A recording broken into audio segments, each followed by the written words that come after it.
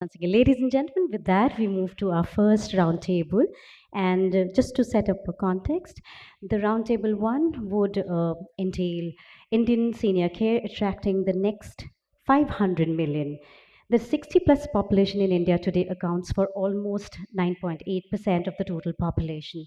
As the Indian population moves ahead with the epidemiological transition, this population is expected to increase, and in next about 8 to 10 years they would require a significant increase in associated infrastructure ecosystem development through various formats, and to enable the same it's imperative that due investments are made in this sector, leveraging some of the care business models seen in the sector and experience garnered across the world.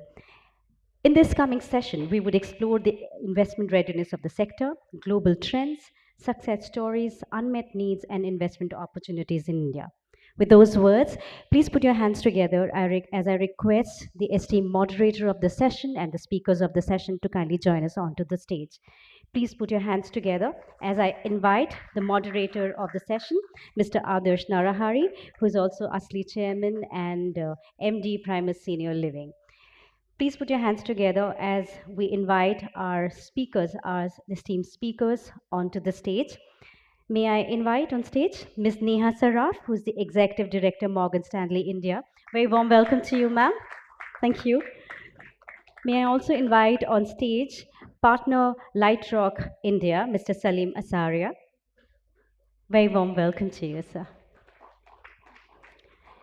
And may I also invite on stage Investor Venture Highway, Ms. Priya Mohan. Good morning and very warm welcome to you. Before I request the moderator of the session to take over, may I say a few words about him?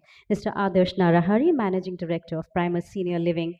Primus, Adarsh's brainchild, embodies his entrepreneurial spirit and passion. Focused on establishing an elder-centric ecosystem, Primus combines passionate individuals, robust processes, and intuitive technology to deliver tailor-made services and conveniences to the senior. With those words, may I request the moderator of the session to kindly take over. Thank you. I'm sure you're all waiting for this to start. We're very lucky to have these stellar folks on the dais here spend some time with us. So we're all waiting to learn from you guys. A quick intro into everybody here. Um, the gentleman in the middle is Saleem. Um, Saleem actually has the most amount of senior living and elder care experience here in this panel. He's been in the UK most of his life. He built and scaled a very successful senior living company early in his career. Subsequently, he built probably one of the world's most successful behavioral health companies called the Cambian Group. He built and exited it for over $1 billion. And then he decided, for the good stroke of India, he decided that he's going to settle down in India, right? So we're very happy to have you here with us, Saleem. And currently, he runs a mental health company as well as he's an investor and the managing partner of Lightrock Fund, which is a very large fund based out of India. Uh, we have Priya Mohan with us. Priya is one of the most high energy people that you will ever meet. I think people feed off her energy. She's the managing partner at Venture Highway. She built and sold an edtech company earlier in her career. And she does a lot of interesting things. And senior care is something that's very close to her heart, which I know. So we'll wait to hear your thoughts, Priya. To my left, we have Miss Neha. Neha is the executive director at Morgan Stanley. She spent actually about 9 years in Avishka Capital, which does impact investing. So I'm sure she has a lot of insights in this space. They have personally themselves invested in Atulya with Dr. Karthik. So we'd like to hear, we'll get a few insights into that journey. Thank you, Neha. Thanks for being with us. So let's jump right in, guys. Um, it says the next 500 million, I think the name of this panel, right? So I want to understand from each of you, and let's start with Saleem. What do you think is the size of the senior care industry, Saleem? And if you could help all of us break it into maybe products and services, housing, um, just to give us a size of the industry. Does this work? I was hoping I could go last, but okay. I come with a health warning. because I say things that could be a little provocative. So let me start by just trying to define senior care for a second. So when I was growing up, you had child, adult, death. Now you have child, adult, elder, and death. And as we've navigated through this process, we have taken the elder and we've put him in a box. We sell the elder some holidays, we sell the elder some insurance, and then we say, and I'm not being rude here, but then we say that our job is to make them smile. If that's your definition of the senior care market, you know the stats. There's 110 million people in India. It's probably the largest senior care market that's out. But hopefully, as we navigate through this discussion, we can dive a little bit in more detail as to the concept of relevance versus reverence. Because whilst it's clear that we have to revere our elders, we also have an obligation to give them a quality of life. And I'll stop here, and then maybe we can dive into that in a little bit more detail. I'm going to prod you for some numbers. You're an investor. We need numbers. Like the numbers in India don't make any sense to anyone because we've never been able to count accurately. So I can give you a bunch of numbers that don't mean anything. They will tell me that there's 100 geriatricians in India if I read the data. But is the market large? It's large enough for every investor in India to be able to deploy capital significantly should they wish to. But I'm not going to be able to put my hand on a number. I have lots of people who give me lots of numbers, but I don't believe them either. Maybe we should hear from Neha since she's actually put a number down. So Neha, it's the same question, right? Size of the industry, break it into products and services and housing. I'll probably also take a similar line of argument as Saleem. So if we look at the number of seniors today, we're already at a fairly large population, and we're saying this will grow to 300 million or 30 crores in the next few decades. And at that size, this will be probably larger than the child market or children below a certain age, that market that we're categorizing or focusing on right now. This will be larger than that. So if we have to draw inferences from the size of the market, it will be similar. Uh, but if you're sort of prodding for numbers, again, going by whatever data we have, and which still needs to be, you have to rely on that data and get to the authenticity. But we're saying we have approximately 30 million seniors of this 180 million who have some form of dependency or comorbidity or require additional help. So if we were to just look at that segment, I'm not getting into uh, how much would be the affordability factor that you have to apply on that, because that in India is a big factor. That itself is a huge market. Even if I take 10% of that market as people who can pay for senior care services, that itself is at least an $7-8 billion market as on date, which is growing significantly and will double in the next 30 years. So even if you take just the population which is dependent right now in the elderly cohort, of that you take only 10%, which can actually pay for outsourced care and outsourced products. I think that market itself is just at least $7-8 billion in my view. So can we safely assume that you will get Morgan to invest 500 million over the next 5 years? We're already invested. And I think so I'm part of the infrastructure fund. So we've made, as a fund, we've made 8 investments. So one investment is in the elder care space. So from a percentage perspective, we've already committed a good sort of commitment towards elder care here. Thank you. Priya, your thoughts on size of the market? Firstly, thank you for having me here. Let me set context. I'm a seed investor. which means I have the least smallest pocket compared to the two people sitting next to me.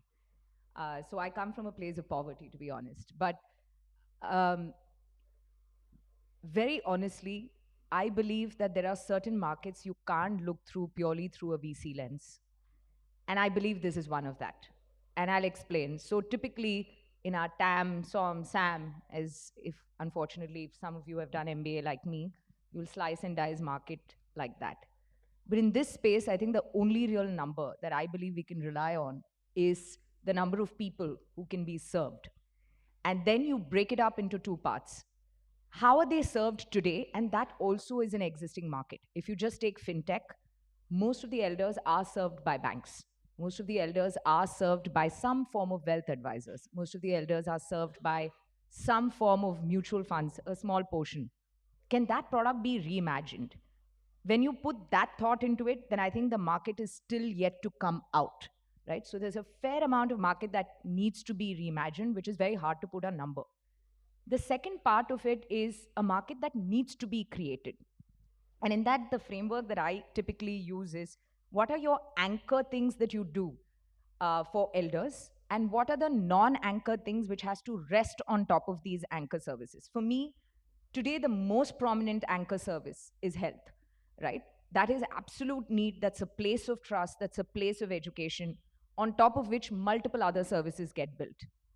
While financial services is a place of trust, with the elders it work very differently. I'm sure I have a mother who's 72. Her version of dealing with her banks and her exchange of relationship with her bankers is very different from the way I operate, and I'm sure will be very different from the way my daughter would operate. So that's a market that needs to be reimagined.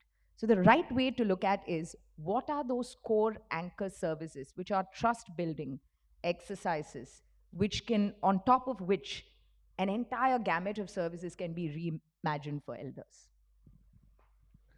Thank you. Um, so Saleem, the next question is to you. In this room, we have people who are already invested in the senior care business, or they're looking to invest in the senior care business. So if you were to look at an aging spectrum from a young elder to an older, very old elder, what do you think are those opportunities that people can pick up on that would be good in India and would interest you as an investor? So let me answer the second part, which is what would interest me. As you rightly said, I started life by actually building out one of the largest businesses in the UK in senior living. We looked after 20,000 individuals across a whole number of different types of assets. Having looked in India today, I personally wouldn't invest in anything that I've seen. And that's not a criticism of the businesses that are there. It's more a reflection on what I believe, to Priya's point, is reimagining a future of what services should be. The capital that I represent gets up in the morning and says, what's the right thing to do? We may not necessarily know how to do it. And so what I believe a senior needs, and I'm 60, right? So I'm not far away from the beginning of the definition of elder care. What I believe you should do is, as I said in my opening remark, navigate to a point where you don't run out of body and you navigate towards relevance. And relevance is something that is super difficult and at the same time quite simple. Now, let me give you an example. So we got to a point where you walk into a senior living asset and a bunch of people knit and crochet. And when you ask them why they knit and crochet, they will explain that it's to keep the fingers active and the mind active, and you make some hats and you make some scarves. But what about the individual who's doing the knitting and the crocheting? I mean, is that it? They've had some incredible lives, and now you put them in this particular bucket? Let's change that around a little bit. Let's actually walk into something called a neonatal intensive care unit, where a child is born and requires a special type of baby grow because tubes are all over the place. And let's just imagine those 10 elders would walk into that NICU every day, figure out all the new kids that came into the block, and actually start designing clothes for them to make sure not only they kept warm, but their parents would work through that process of some degree of comfort when they saw their child in that NICU. Now, that's what we did because when you start putting that thematic of relevance, that's when everything suddenly changes. How do you give a person a purpose? And it's not about the food you give them. Clearly, it's relevant and important, but it cannot be the most important part. Now, why do I personally believe India is exciting? Because India has the imagination, the opportunity, the skill set, the staffing, the human capital to do all of that. It just hasn't figured out that its real aim is to create relevance. But which are those? If you had to pick a few along this spectrum, right? Like I said, from a young elder to an older Sure. elder. So what I would do personally is I play goalkeeper and striker. So for me, goalkeeper is what's the one service that is the most difficult service to navigate, and how do you do it? And so for me, the most difficult service to navigate globally is dementia.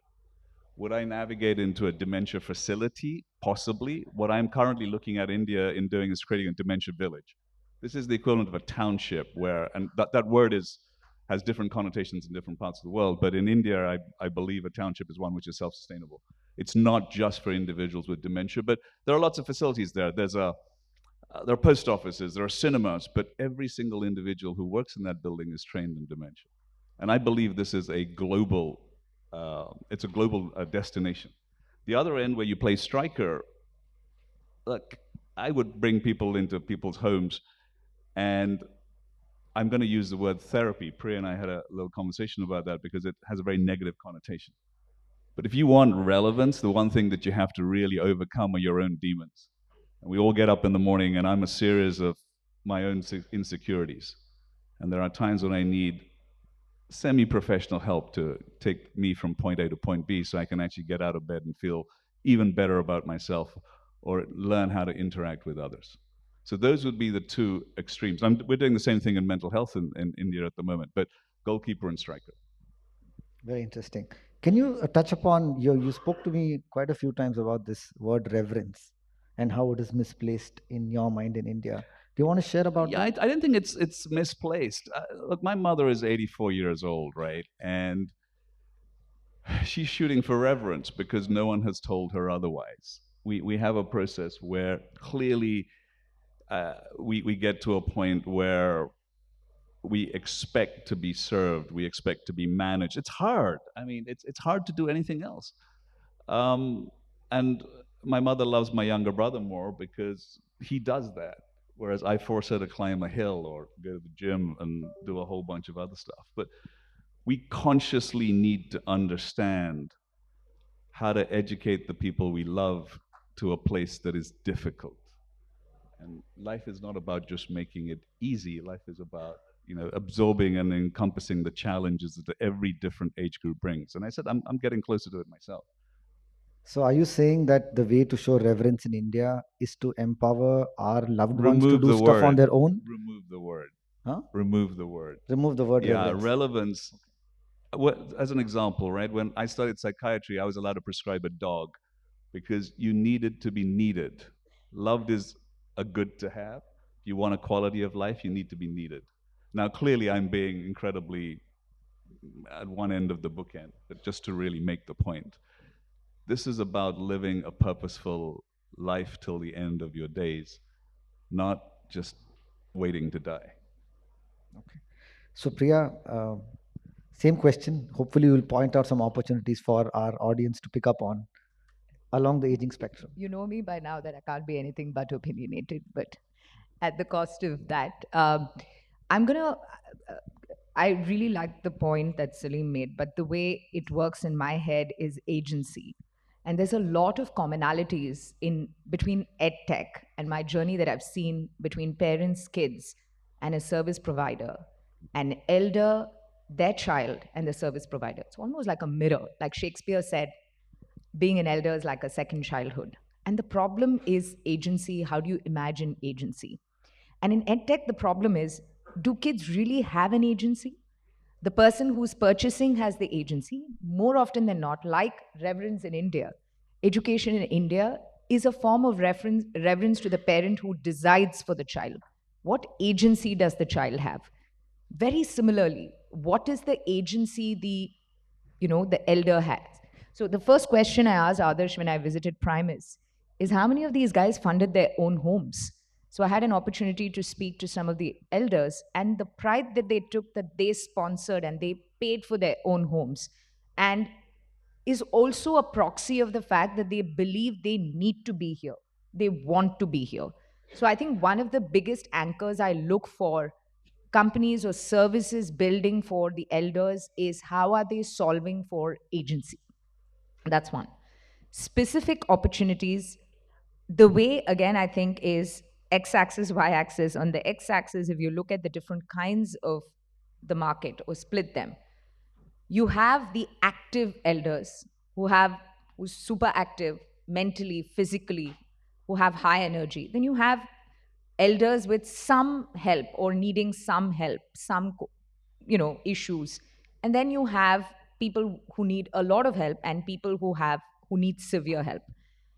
I think there's a lot of health specialization and training and operational needs that are required for the last two legs. Personally, I'm excited about the first two legs, which is, and there the anchor service is, how do you define a home for an elder? What is the meaning of home? Whether you're creating a living, and actually, I have an aversion to call assisted living. I think it's a home, right? Then on top of the home, like what Saleem said, which is, can you, like, if Airbnb worked, like I know so many of my friends whose parents are in Kerala, who live in like an 8-bedroom home, who don't want to leave their place. How do you help them reimagine community from their home? So how do you reimagine home? I think that's a big opportunity, I believe. Neha, your thoughts on, I know your interest is already in one that you've invested in, but what do you think are the other opportunities in the aging spectrum? So I think this sector is very large. And again, I'll keep going back to my analogy of how you compare it to childcare or the market that is developed for children. There are, I think, two parts to it. One is we need to address the needs of this segment, and the second is we need to address the wants of this segment. Where we see the market in India, we already know the numbers, we know the market and the demand is huge. But from a supply side, we are yet to address the needs as well as the wants. So even from a basic infrastructure perspective, outsourced care or specialized care for this population is still not existent, or it's still in a very nascent stage. I think it's very important to address that segment first before we, or probably in parallel, as we also address the segment of wants. We need to create that infrastructure for outsourced care. We need to create that ecosystem of care that is focused on this population. So in the younger population, you have a specialized field of pediatrics. You won't find any major hospital in India these days which will not have a pediatrician as a specialized service. You will not find any hospital without a pediatrician, but you will still find many hospitals in India which will not have a geriatric specialist in the hospital. And I think that is the first level that we need to address, both from a business model perspective as well as a government policy support perspective. We need to recognize this sector first. And once we recognize this sector, the solutions and services around this sector will emerge. In my view, we need to immediately address the issue about the needs of this sector. And as the sector's propensity to spend is anyway there, we've sort of seen that in the numbers, but as that increases, the wants will get addressed over a period of time.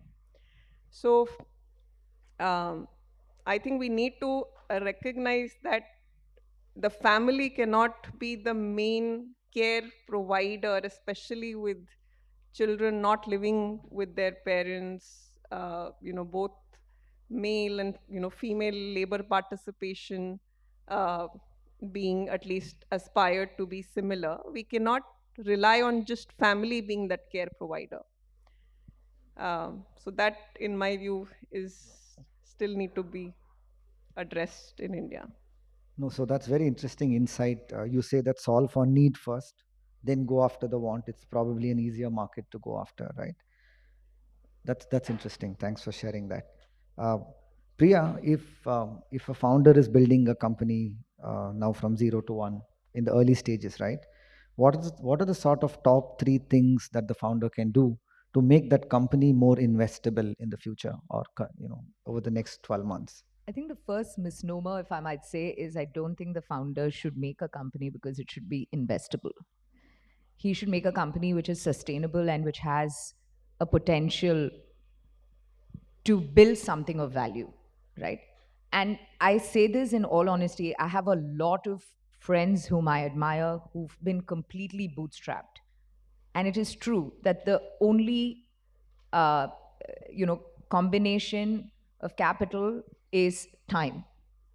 People believe they buy time with capital, but there are enough people who believe that to build certain brands, you need that time and they're willing to do it bootstrap. So I think capital is a resource, it's an allocation. So I do not think, at least my view is, you should not mix the business with being investable. That's a So point. maybe my question came out wrong. What I meant to say is nobody starts to build a business thinking that I'm going to get an investor in 3 months, right? Yeah. They build the business, they need help along the way. What are the things that they can do to look more attractive whenever it's ready to be invested in? I think a couple of things that we look for. Again, Adarsh, I'm going out of a limb here to say that there are certain needs of venture capital, and also the ecosystem of venture capital in India is still younger compared to the West, right? So the way we look at things may be a little jaded because we still are yet to mature in a lot of ways as an ecosystem. There are certain biases that creeps in, if I might say so myself, right? So if you look at the very typical way a venture capital evaluates, you'll have to see a potentially large market, which we've all believed that it is there. But the most important thing we look for is the quality of the problem statement and the connect of the founding team with that. I have met a few founders in the elder care space here, and the common thing across all of them is there is a huge founder market fit based on what they've done before and their ability to leverage their learning curve and experience in creating and reimagining a service. That's one. The second thing is, again, there are two types of companies that I at least demarcate, right? The ones which are like, if you take a consumer tech, SaaS, it's very easy, and that's something that we've all built mental models to evaluate. But there are spaces like this, and there are spaces, in many other spaces, and suddenly I'm blanking out on that, where it may not fit the mold of the kind of capital allocation and the IRRs and the mental models that are required for a VC. Again, it depends, right? So, first, it's important to understand the problem statement, the need of the problem statement, and the structural needs of the problem statement. If it means it takes 10 years to build a trusted brand, that's the time it takes. Then I think product has to be, the capital has to be productized according to that. Interesting. Saleem, your thoughts? Oh my goodness, I'm the wrong person to ask this question to. All right, I'm going to answer in a slightly different way. And I'm going to put some accountability on you as the head of this organization. So the first thing is that you guys are in an awesome space, right? Because when the outside world looks at this sector, it says, there's a lot of people. They have a lot of money. They need a bunch of stuff. Okay, so everybody will then say, we need a thesis. And so we'll get a few analysts to go out, and this is people who don't know about anything. Okay, and we'll make stuff up, and we'll say, you know what, we can sell them this, and we can do this, and we can connect the dots, and we can wire up their homes. And then as a consequence of that, after a while, the investors are leading the market and the investment thesis. That is really stupid. Okay? And we're allowed to be stupid because you let us be stupid. And the reason you let us be stupid is because you know more about this market than anybody else. You limit your ambition because you think capital is the be all and end all of this process. And you don't take the time and effort to educate us as investors as to what we should be looking for. And you don't define good and you don't define bad. That's your job, Adarsh. You have to tell us what good looks like. You have to tell us your aspiration for your elder. You have to tell us that you may not know how to get there and how we can help you, not give me money. Because there are easier things to invest in than stuff that we don't know about. But this is exciting. This is actually about how you transform the new generation to give them opportunities, to give them a vision, to give them a space where you can actually make this country a leader in a field. But if you leave it to us, you're in a lot of trouble. So it's your job. Very, very interesting insight. A quick follow-on question though, right? Priya mentioned about patient capital, right? So where is this patient capital? I'm going to ask this to Saleem. He knows where the patient capital is. So you said patient capital, right? You said, okay, you know what? This is a sector that needs patient capital. So I thought, let me ask Saleem where this patient capital Look, there is. is capital everywhere, right? I mean, today it's estimated there's $85 trillion of capital in Europe just waiting for an opportunity. And capital measures its time based on its risk reward. And it's a wonderful time to be alive in this world today. Honestly, I came out of semi-retirement because research tells us more about this space than anything else, so that capital actually now has certainty. Before we were just taking it was a crapshoot. Now capital is actually saying that not only can I invest, but there are people who will help me take my investment to the next stage, buy me out, and go from there. So there are chains, and patient capital doesn't actually have to be one organization that's going to see you from point A all the way to point B. You put an idea in place, and we'll figure it out. Priya will say, look, I'll come in here, we'll get a Neha who has lots of money, and we'll say, hey, would you be the back end? And then we will figure out all the steps in the middle. But come up with the products, guys. Honestly, I've been looking at this space in 4 years since I've been in India. It's the biggest opportunity that I think exists here, and I have nothing to invest in. So some great takeaways, guys. I think focus on the product, focus on the solution you're providing. And the ideas, even if you don't know how to implement them, Yeah. at least stand up and articulate what you genuinely believe in. The world will figure it out for you, but at least articulate your vision. I'll just give you one very clear example. In the last 6 months, I've met at least 6 young founders who have been CXOs of very large funded companies who are suddenly interested in age tech, who have come and pitched to us. And I think the one common thing, which is amazing, is that everybody relates to a problem, because this is the one, like education, this is one problem that every single one of us in the room can relate to. We all have parents, we have different issues with them, and they have different issues with us. But I'll tell you one common thing I notice in the pitch is I really look for authenticity of the solution towards the problem. Very often, it goes very quickly to the metrics of saying, these are my downloads, these are my, DAUs, which is like the daily active users. It is irrelevant. This is a very different space. Again, the concept of agency. I cannot remember one single person explaining the concept of agency. Oh, the kids buy this, I'm going to sell this subscription to the kids. How are you measuring how the parents feel about this product? I think that authenticity is something that at least I don't see come through very often. Neha, do you want to share your thoughts on this area? I think Saleem and Priya have covered most of the points, but I just had a few basic hygiene level requirements that I'll add. Given the population, again, we're talking about, this is a mature population. This is a population that is experienced. So they will not spend their hard-earned money on something which is frivolous or something which is very, very discretionary or which they just want to experiment. They want to. It's a population for which you need to earn their trust.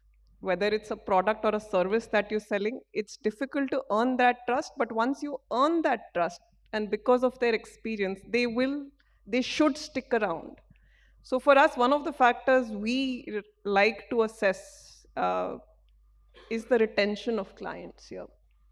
This is not an educational or a product which someone will try and just try, experiment, and then move on. This population will adopt products and services that they trust, and once they trust, they will continue to use those.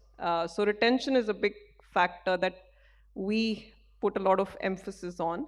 And the second is, again, from the characteristic of this segment, given it's a vulnerable segment, for us, it's very important the processes, controls that the company has in place to ensure that this segment is treated fairly and their vulnerabilities are not taken advantage of. So are there enough controls to ensure there is no sort of negligence, there is no abuse of this population? Does the company that we invest in or we evaluate have all those controls in place? And those controls, as compared to any other venture, will have to be a notch higher in a senior care company because of the population we're dealing with. So that is extremely important from our perspective. Right. Very interesting insights, retention and building controls. Priya, if you had to bet on one sector and maybe a company doesn't exist in that space right now here, what would your bet be on? I think I alluded to this before. I think the way I look at it is core anchor trust building services for the elders and the peripheral services which sit on top of these trust building sectors. For example, what Saleem is building, I think, is a fundamental, the fact that it's a home, it's an anchor, it invites trust, is a very significant portion of the first half. But to me personally, I think that falls under health. It needs a lot of operational excellence. It needs a lot of healthcare. It needs a lot of reimagining health.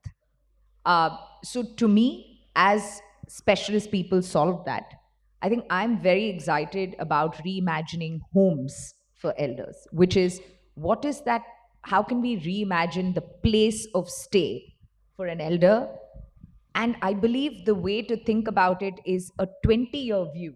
And we've discussed this, which is today, we all believe in India, especially, this need to own assets. I'm sure all of you appreciate this.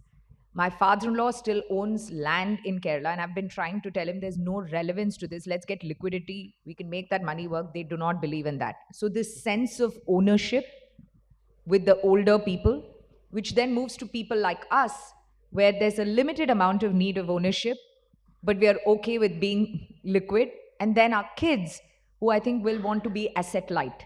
So how do you create, while, like to Neha's point, start with the needs today, but also build that something graduates to the wants, right? And when I say home, it involves reimagining the space the person is living, the financial liquidity that the person is getting with that home. Today, as we know, that reverse mortgage in India is not very, very favorable for elders, right? And this particular 80-year-old single lady staying in a very large home, which does not have a watchman, not because she can't afford to, because she's price sensitive, she doesn't want anybody in her house, staying alone, how do you help her see and reimagine her home, which is non-intrusive for her? Interesting. So Saleem, if I were to take out mental health out of that equation and ask you the same question, which is that one big opportunity? So I'm looking to take the human out of the equation. Fair because the human is interesting, helpful, unpredictable, volatile, not always consistent. And so I've invested in a business called Embodied, which builds a robot. And this is a robot that's built out of Pasadena. And it's a really smart robot because every time it opens its eyes, it gets to know you a little bit better. And it talks to you. And it talks to you about all the things that everyone else is too bored to talk about. And it deals with the severe end of aging because that requires repetitive tasks that humans are not very good at. But at the same time, comes to the other side where its job is to make sure that, and I'm going to use a lay term, you feel good. Humans are not very good about making other humans feel good because, again, we're a collection of our insecurities. So let's see how this thing plays out. At the moment, it works specifically with children, but I want to take the human out of the homes that But you Priya know is that going to humans build. are needed to build robots, right? 100%. And I am not looking for replacement, I'm looking for augmentation.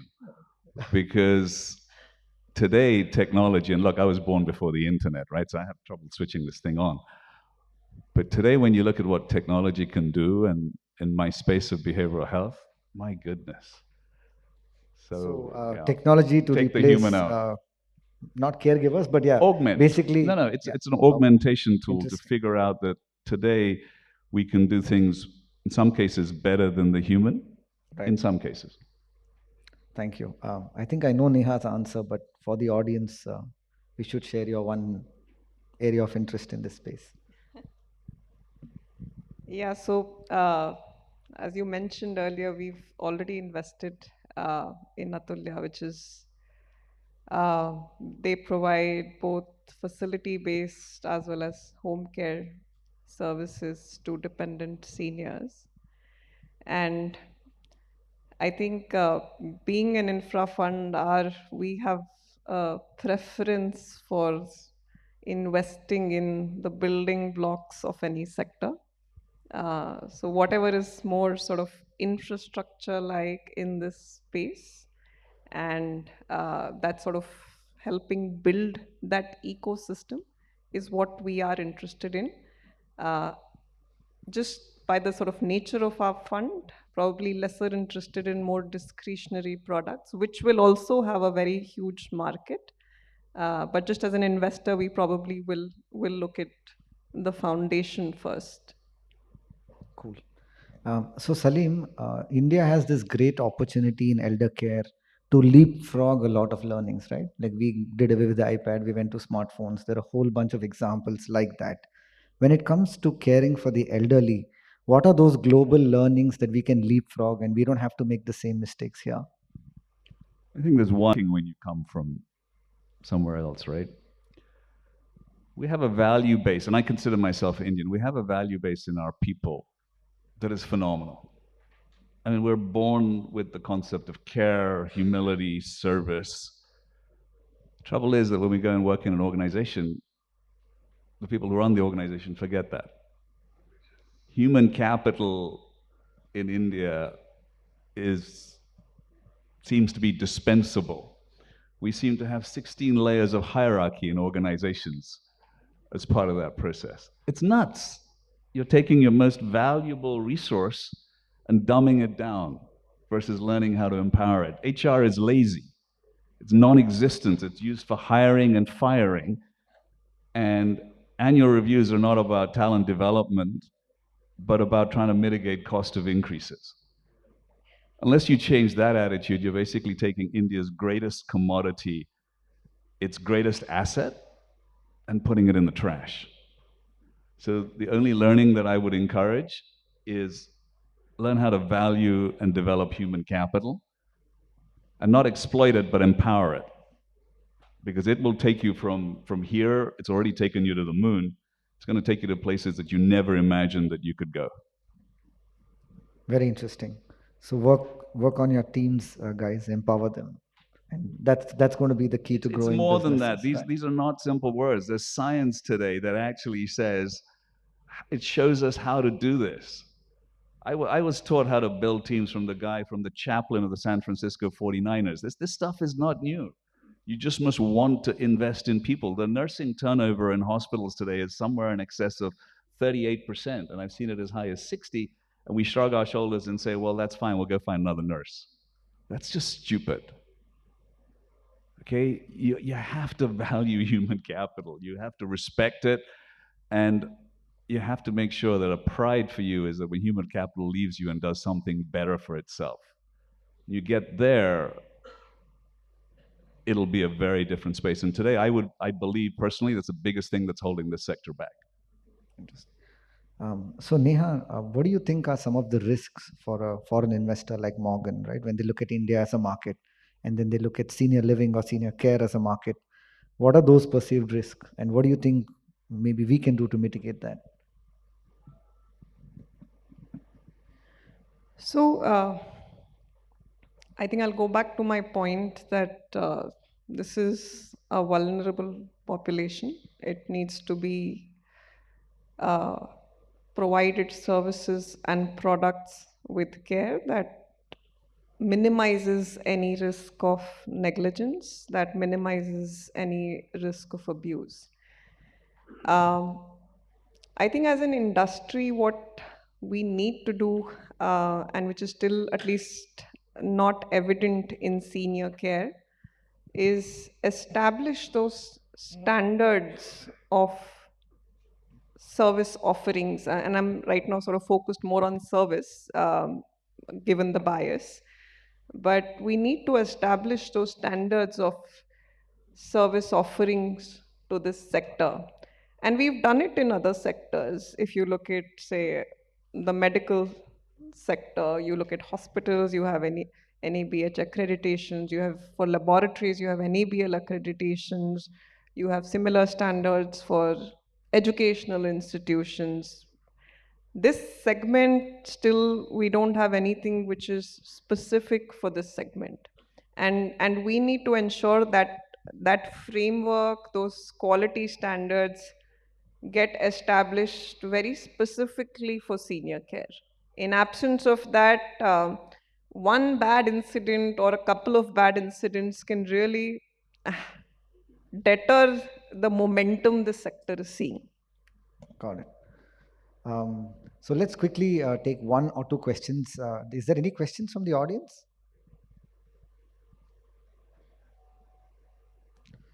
Okay, so Saleem, I want you to just give a closing remark as to why should somebody look at this sector? Why is this a big opportunity? Why is 500 million not enough? Because I want to close this panel on a positive note, and tell me those reasons. Look, I don't wish to come across as negative. Everything that I have said is my frustrations that I'm seeing for a population in a space that has the ability to lead the world.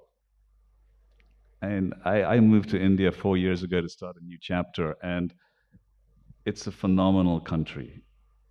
It is so nascent. It has no legacy. It has a whole series of opportunities.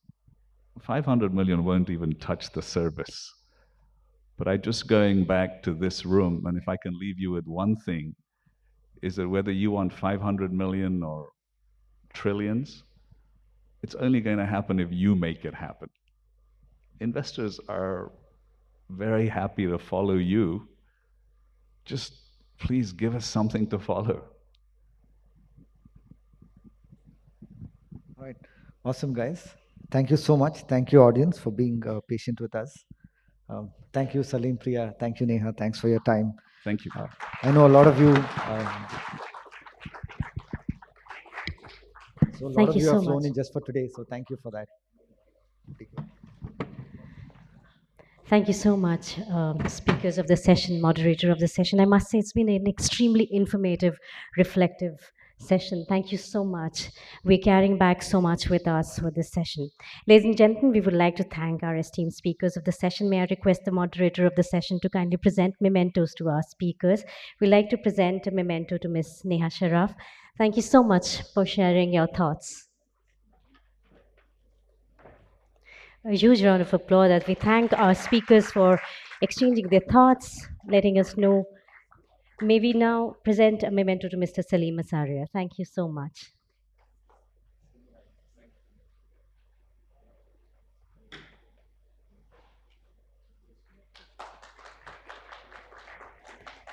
And may we present a memento to Ms. Priya Mohan. Thank you so much for sharing your thoughts. Ladies and gentlemen, a quick note and thanking our gifting partners. Here, clear. Thank you so much for supporting us. Thank you so much, moderator of the session, for that wonderful session, beautifully conducting and concluding the session.